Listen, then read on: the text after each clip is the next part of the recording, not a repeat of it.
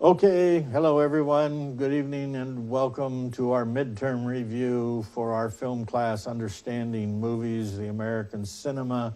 What we're going to look at tonight is what we have been looking at, what has been discussed in our video programs from day one through this week, the romantic comedy. So let's get started, give you all the details about the midterm exam.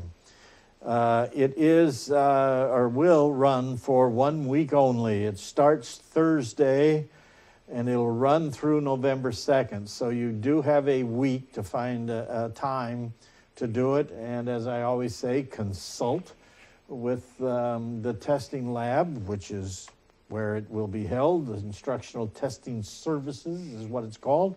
It's in the Center Building 311. But check their website. The website can be found in the syllabus, and to get their hours of operation so you can find an appropriate time. The exam is a computer objective exam. There will be 50 questions, okay? And what you need to know about that are the important people and the significant dates. Now, what kind of dates? We'll talk about that in a minute. Okay, so an example there would be from the mid-1920s to the late 1960s, Hollywood produced more of this kind of film than any other. And that comes from our series. And of course, the correct answer is right there, Westerns. So that's kind of the idea right there with regard to the dates. As you'll see right there, from mid-1920s to late 1960s, the Westerns prevailed, and then they fell off rapidly. In the 1960s, we still had Westerns, but they were replaced by this, what is known as the spaghetti Western. And then Westerns simply fell out of favor, and they're still out of favor. We still can't seem to get a revival of the Wild West, and that's primarily one of the reasons why we can't, is because we've kind of left the notion of mythic America behind us. It's no longer one giant big myth. Instead, it's become something entirely different. Another question would be the only one to make a successful transition from silent film to sound film through his style, or though his style remained more visual than verbal. And that, of course, is an important person, and that person was, believe it or not, Harold Lloyd. It was Harold Lloyd who was the one who made that successful transition. Chaplin did in a way, but it's Harold Lloyd who really was the success. Chaplin, what's so interesting about Chaplin is he never trusted sound film. He did not like sound movies. And when sound came to the fore in the 1930s, he continued to make silent films. The only difference was he added soundtracks. He composed the music for it. He added the sound effects to what was going on, but there was no dialogue. Okay. Now, the good news is, let's see, okay, yes, we're ready to go there. Okay, yeah, the good news for you with all of this is that you are allowed one 3x5 note card in the testing center. So, again, I mentioned this during the orientation session. The note card is for the stuff that you might find confusing. So if you're going through all of this stuff, you've got the study guide, you're reading all of these things, and there's something in there that still sounds confusing, that's what you put down on the note card, because then you can consult that, just in case I ask you a question about it. The stuff that you know, all of that, don't bother with it, because you know it. The note card is there as a reference. All right, moving on. I mentioned the study guide and is now available on Moodle, so you can download it. You can go through it, check to see the subjects, the concepts that are there, and check them against your notes, check them against the book, and if you have to, and kind of organize your thoughts according to those things, and you should be doing just fine when it's time to take the exam. And I just want to remind you that you are indeed responsible for your exam. So make the exam. You have that time, a week to do it. So there's absolutely no excuse for you not to get in there. Someone can find the time to do it.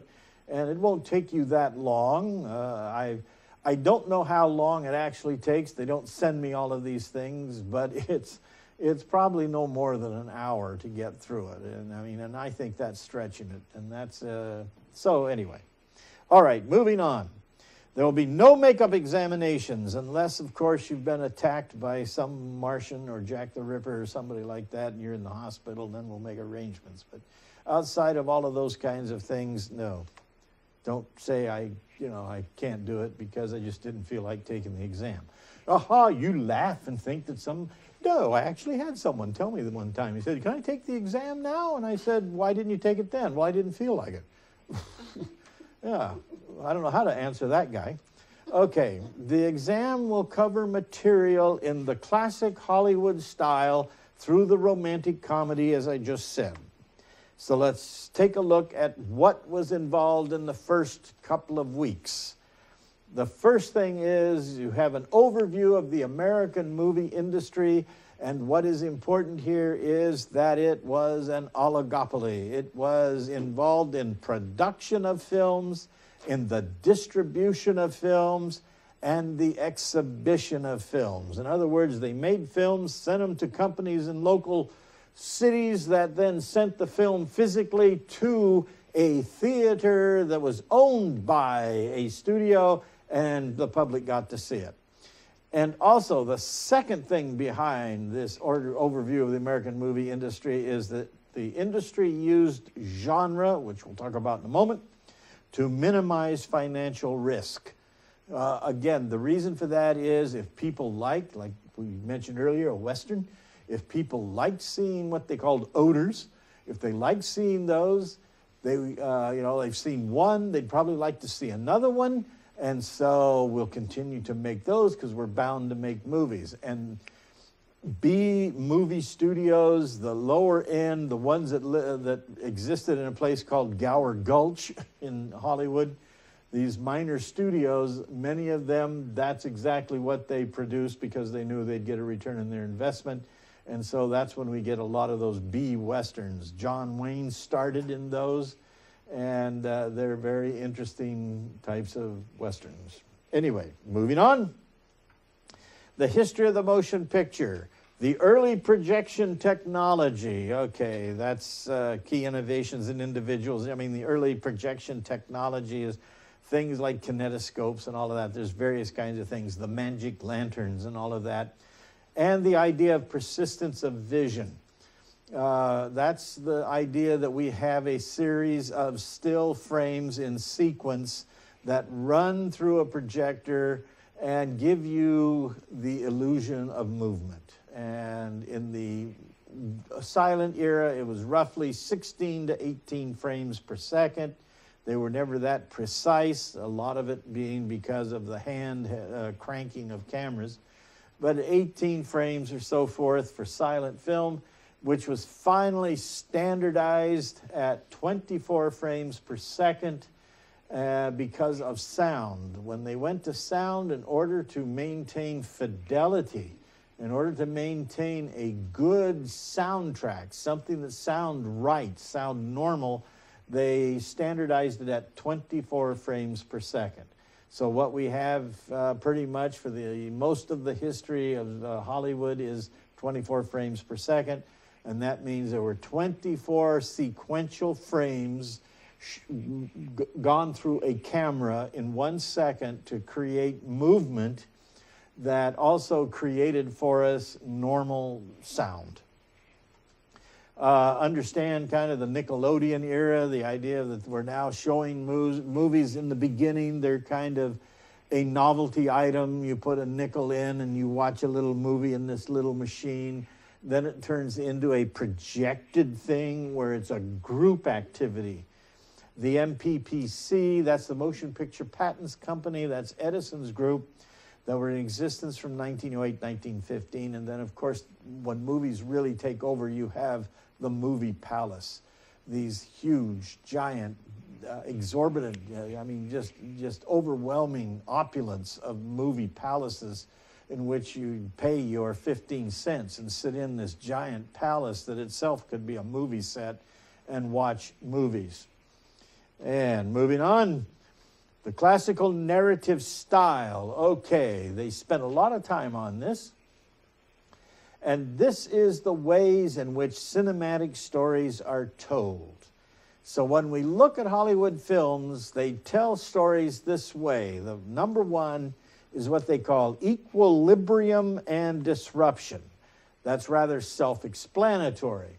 As the book says, an initial state of affairs is introduced after which something occurs to disturb this equilibrium.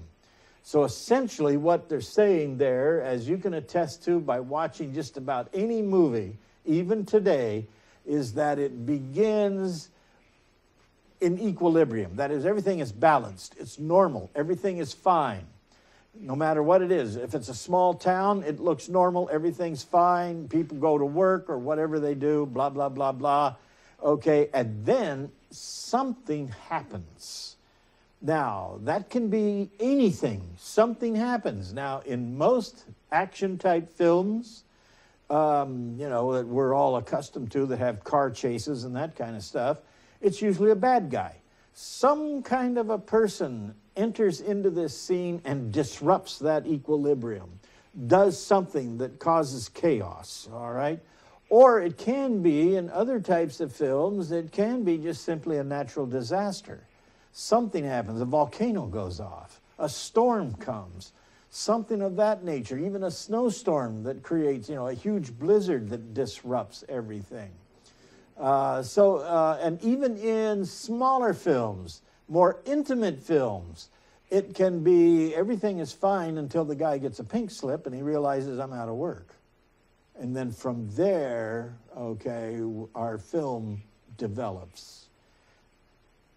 Number two there is that subsequent events attempt to restore the original status quo. Okay, that's also a given. That's the force behind our narrative that goes from point A to point B, and that is this. They're trying to bring equilibrium back, but it is repeatedly frustrated. Okay, so you have the good guy, the bad guy enters the film, and there must be an antagonist there, so the good guy enters the film as well, and he does whatever he can, or he or she, it can be either way, comes in and they try to bring back this equilibrium. But every effort that they make is thwarted, and that keeps leading until we have a dynamic climax at the very end of the show, in which finally the bad guy is dispatched and order is brought back. All right, that's essentially equilibrium and disruption. The second thing that they talked about is called simply problem solving. Over the course of the narrative, characters struggle to achieve their goals or solve their problems. All right, that's also a given. We've got a problem that we have to overcome. In a movie like, I just lost the name of it, what was that film? Maroon, that came out in the early 70s. It was very much simply, Houston, we have a problem. Because it was about that, the Apollo 13, the one that they were in big trouble and they had to bring them back. And boy, that was quite the time. So they made a film out of it. They have a problem. How are we bringing these people back alive, safe, and so forth? Or it is also a struggle to achieve a goal. The goal is for me to be a success. I have been struggling most of my life to be a success, and I am thwarted at every turn. Okay, we can make a film about that. Lots of intimate films. Some of those, foreign films were done that way, but lots of small intimate films that don't play in the big picture palaces, but were often found in art houses, very much are about that. They're character studies. They are people who are trying to overcome something or trying to reach that goal. They're trying, there's a problem in their life, and sometimes we're not really sure what it is. We kind of have to infer it when we see the film and say that, the problem with you is you. It could be that kind of a film. They overcome those who stand in their way. That's a simple thing, again. They triumph over adverse circumstances, whatever they may be, and or they transcend their own limitations. Sometimes that's all three of them. Sometimes you have a reluctant hero. Sometimes the main character in the narrative, he has to transcend his own limitations in order to save the world. It is something that he must face and overcome. And so his primary enemy to deal with is himself before he can dispatch the bad guy. Try over adverse circumstances. The adverse circumstances can be anything. It can be simply the circumstances that he's in that has been caused by the bad guy, or it can be the circumstances such as a snowstorm, a flood. It can be any natural disaster, those kinds of things. Or it can be a political problem that he must overcome. It can be any of those kinds of things. Okay, that brings us then to temporal and spatial limits. All right, what does that mean? Well, exactly what they are. Temporal dimension, the temporal is a specific deadline has to be met, or a certain task has to be completed by a definite time. The easy narrative to see that one is the one in which a bomb has been planted. And they've got 24 hours to find the bomb. Okay, you can't get any more involved with time than that. Or one of the all-time best movies made, High Noon, in which he's going to face the guy at high noon. And that, you know, poor Will is trying to get help to face these bad guys that are coming to town, and nobody will help him. And he's out there all by himself. He's seeking help. And part of the enemy in this film is the clock. And we keep seeing references to that clock. You know, and even the soundtrack, we have, you know, music that has a certain beat to it, kind of ticking away at the time and so forth. Okay, the other one is space. Characters moving toward precise destinations or geographical goals. Okay, again, that's pretty obvious. You have characters moving towards a destination. This is kind of the kinds of films where you have someone lost. You know, the plane crashes, they're lost in the jungle or the desert, and they have to make their way home, make their way to civilization, make their way someplace, and they have to go through this, as it says here, geographical goal there. They have to go through all this geography to get to this place, to get to safety or whatever. So that's how the temporal and spatial limits work, define it, which then leads us to the journey, and that is simply, again, it is self-explanatory. And that is, you're moving spatially, as it says here. Characters move not only spatially, but they realize other non-spatial goals as well, such as making deadlines, solving mysteries, falling in love, discovering new worlds, and coming to terms with themselves and or their fellow travelers. One of the interesting things about a journey is that a film that is really worth its salt is by the end of that journey, characters have changed. Characters have found something within themselves that they've learned, and they're a better person for it. So the journey there is not only overcoming all of the flora and fauna that you find in the rainforest, the jungle that's working against them, but it is also they've overcome whatever it may be in themselves. You know, there's often a character in there, you've probably seen these in old movies, there's always one character that says, we're all going to die. You know, it's the panic, the guy that's panicked and saying, we're all going to die, we're all going to die. Usually that guy ends up being killed anyway, because he's just not worth saving. And in modern type movies like that, they just push him into the river to get rid of him. But anyway, you have to overcome those kinds of things because everybody's going to feel that way. The audience's journey as well. Okay, they made this point. This is kind of a romantic notion here about what the movies are all about.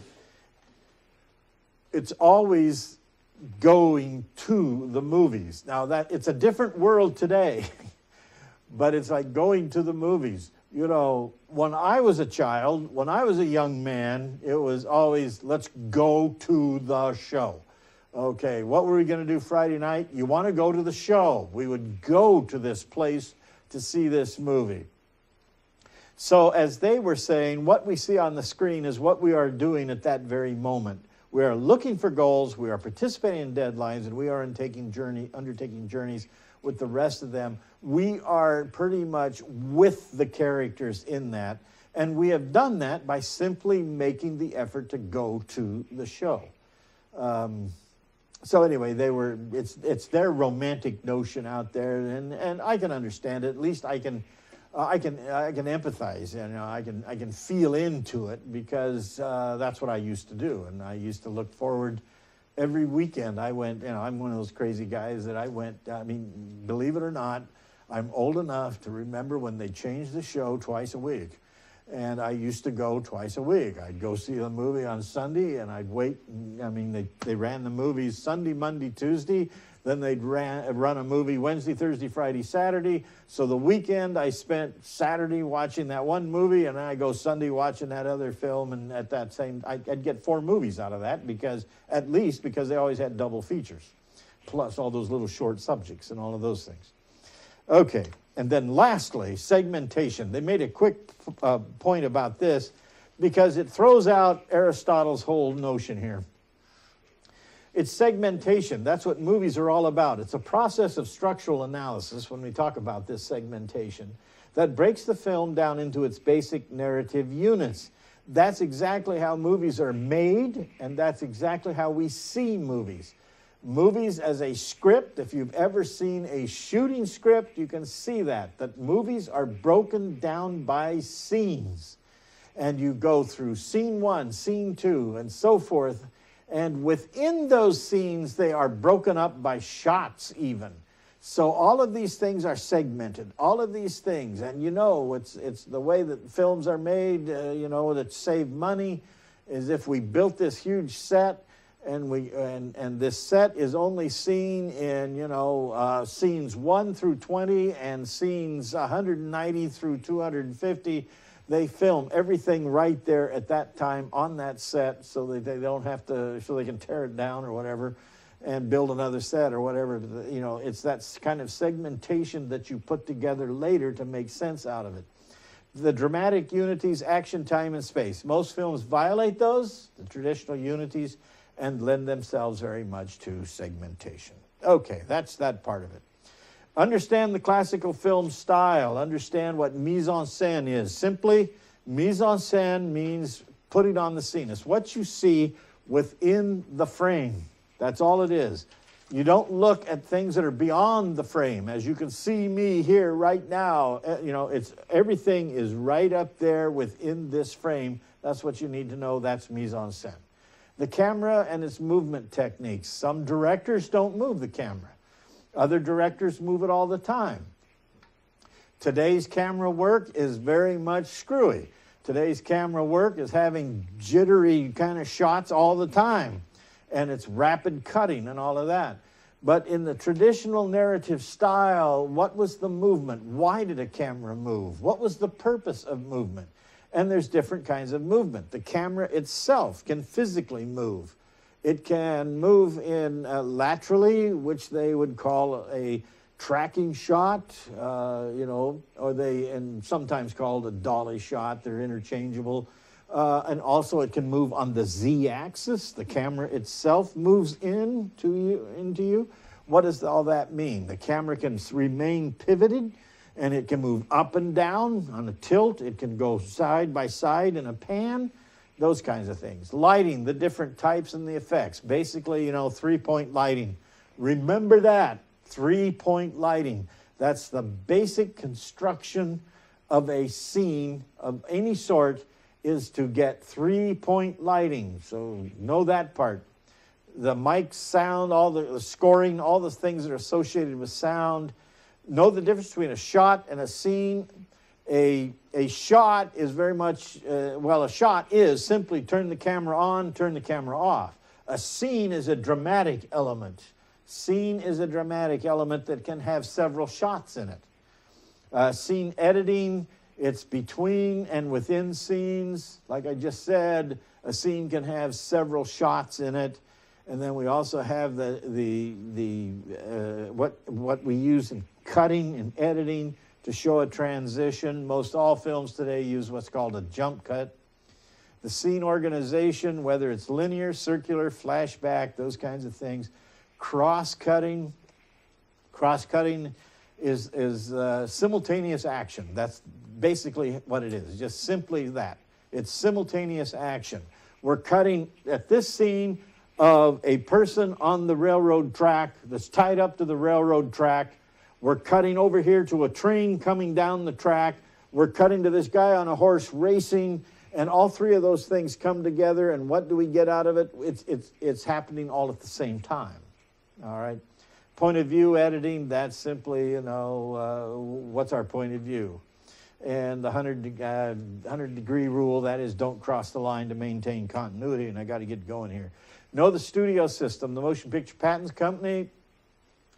Know, key people like William Fox, Carl Laemmle. These are the founders of the movie studios, founders of an institution, actually. The strategies of control, no blind booking, block booking, know those kinds of terms, because that was the way this business controlled itself, really. Run zones, clearance. They finally, the MPCC, it was busted by the Sherman antitrust ruling. The big studios, Paramount, those, as you see right there, Lowe's and all of that, those were the big studios. And then there are the three minor studios. And then those low-budget filmmakers known as Poverty Row, a whole bunch of those, their primary method of primary movies, what they made were Westerns. The Department of Justice case in 1948, when they busted the oligopoly, it finally came through. The Supreme Court said you can't do all three. You can't produce movies, you can't distribute movies, and you can't show them. You got to get rid of one of those things. So they dumped all the theaters. The effect of the breakup on current film production, which is they primarily make films, and even they don't make them today. They're kind of like, it says there are now finance films. Okay, moving on. The star, the idea, excuse me. And they talked about, who the star is, how they create this image, and the people like this image. Often this image has nothing to do with who they really are. And then moving on to genre. Genre is important because it stabilizes. That's the key word right there. It stabilizes an otherwise unstable industry. And what it is familiarity, which breeds contempt, I hear. But each new film banks on a number of familiar elements, motifs, and themes, but they build it in a new way. That's why you have certain Westerns that are better than other Westerns. Some people know how to make Westerns, some people don't know how to make them. So the Western itself, it's distinctly American, based on dime novels. We fictionalize real-life characters, such as Billy the Kid. The three essential ingredients, there's a hero, a villain, and the landscape. The landscape is really important in a Western because it's vast. It's huge vistas. And if you're John Ford Westerns, always in Monument Valley. The symbolism, East meets West, fact meets fiction, culture versus nature, blah, blah. They talked about that. And the final Western are space films. And looks like I got music here. That's the final frontier. And anyway, we'll go racing through this and understand what these comedy shows are. If you're all confused and everything, so am I. So what difference does it make? But stop by during the office hours tomorrow and I can help, or send an email. The study guide's there. It's on the web. No makeup exams. And finally, you're responsible. That's it, the end. Thanks. See you later. Bye.